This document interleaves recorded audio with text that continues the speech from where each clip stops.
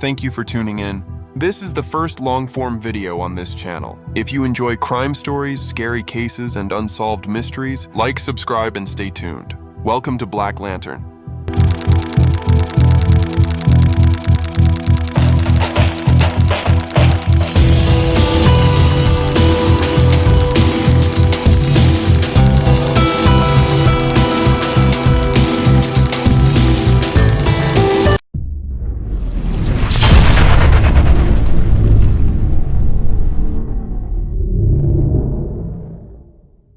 On the evening of October 12, 1888, a 49-year-old businessman named George Lusk walked into his upscale home in East London. He grabbed the mail that his housekeeper had set out on the table by the door, and he stopped.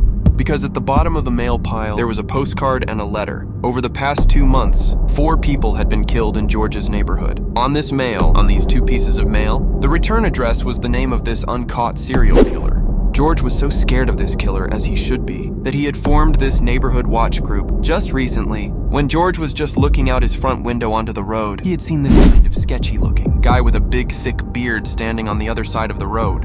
And he was kind of in this alleyway. It looked like he was staring right at George, very intently so. He drew the blinds and kind of hid from his window. And so George, even though he was scared, he opened up these letters, and it was even more alarming than he could have thought. They were basically taunting George, saying, "Yeah, I know you stood up the neighborhood watch group. I don't care. I can do whatever I want. I can kill with impunity. I'm going to kill 2 people tomorrow night, and there's nothing you can do to stop me." Over the next couple of days, George was basically sitting on pins and needles waiting to find out that, sure enough, a double homicide was committed somewhere in the neighborhood, but there was no news of any homicides. Things were calm, but then, on October 16th, so 4 days after George received those 2 pieces of mail from the killer, his housekeeper had set the mail on the table right inside the house. Stacked on top of it was this little package, and it was wrapped in brown paper. Once it opens up, he sees there's a letter sitting on top of this box. It says, "From hell." That middle-aged woman who had been murdered just a couple of weeks earlier, well, when she was found, they identified that she clearly had been killed by the same serial killer that was still uncaught.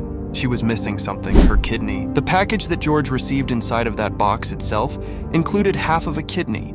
And then the body of the letter explained that this was the other half of that woman's kidney because the killer had eaten the other half, and this half was a gift for George. The letters and the box containing that half of a kidney are considered to be potentially the only authentic communications from Jack the Ripper.